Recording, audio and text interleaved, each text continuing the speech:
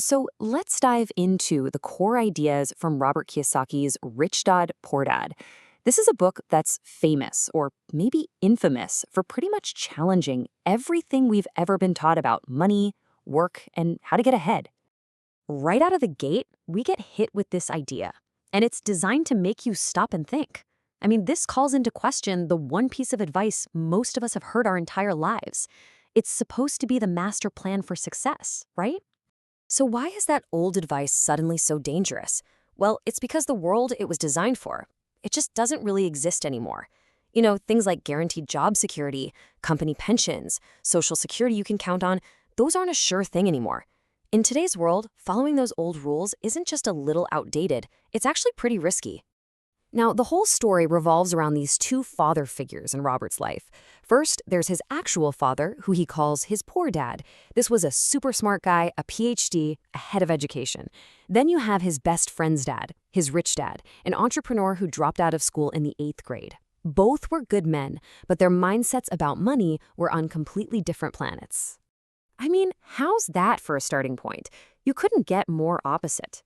Poor Dad believed money itself was somehow bad or corrupting, but Rich Dad, he saw all the suffering and stress caused by not having enough money, and that, he said, was the real evil.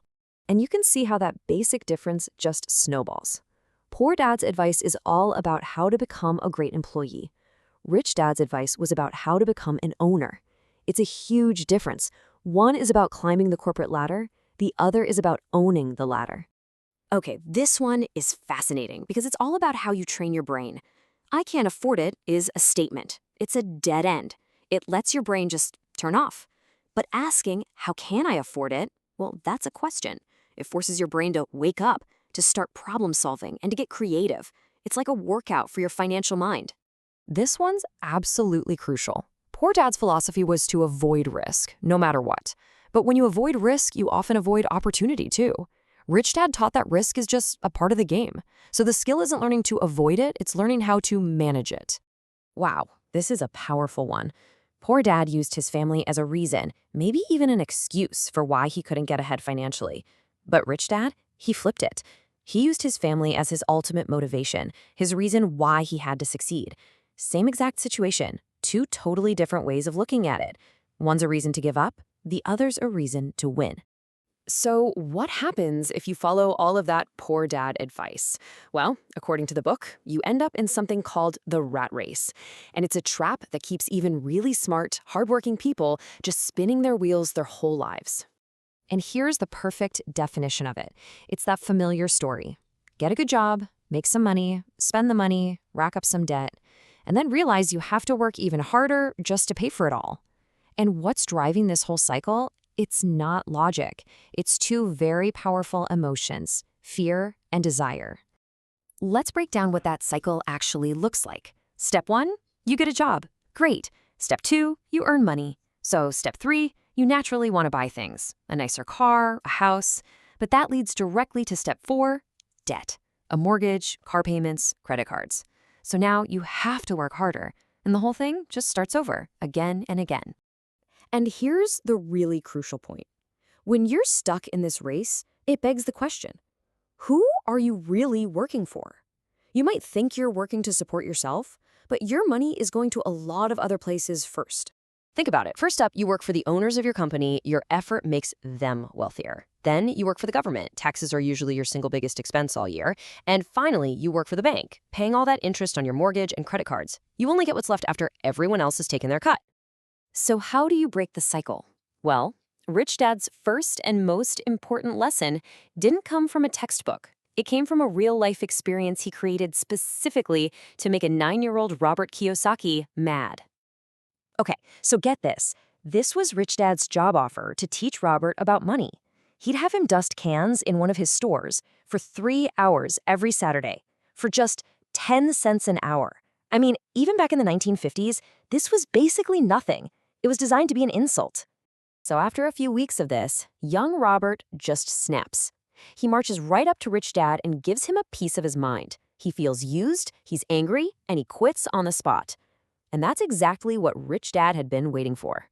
See, Rich Dad's point was that life is the best teacher there is. He was letting life push Robert around.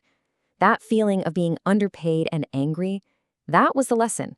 He wasn't teaching with words. He was creating a real-life simulation of what it feels like to be trapped in a dead-end job. And Rich Dad explained that the anger was actually a good thing. He said that real learning requires passion, a mix of anger and love. Without that fire, without getting angry at his situation, Robert would have just kept quietly taking the 10 cents. Getting mad meant he was finally ready to look for a different way. And this all leads to the big one, the new rule that changes everything. The poor and the middle class spend their lives working for money, usually driven by fear. The rich, on the other hand, learn how to have their money work for them. They buy assets that generate income, so they aren't trading their time for dollars. All right, so if your job isn't your greatest asset and your paycheck isn't either, then what is? What's the one tool you have that can actually get you out of the rat race for good? That's exactly how Rich Dad put it. Your single greatest asset is your mind. It's your ability to learn, to think differently, and to spot opportunities that everyone else is too busy to see because they're just focused on that next paycheck. And this is really the ultimate takeaway. Just earning more money won't solve your problems. In fact, for a lot of people, it just creates bigger ones. But financial education, really understanding how money works, that's what gives you real control. It's the one asset that no one can ever take away from you. When you put it all together, from the two mindsets to escaping the rat race, the entire book is designed to make you question that traditional path, we're all told is the safe one. It's really a different playbook for a world that's playing by a whole new set of rules. The very first assignment Rich Dad gave the boys was to work for free. It forced them to stop thinking about a wage and start using their minds to see opportunities to create money out of thin air. So, it leaves all of us with a really important question. If you stopped focusing only on your next paycheck, what opportunities might you start to see all around you?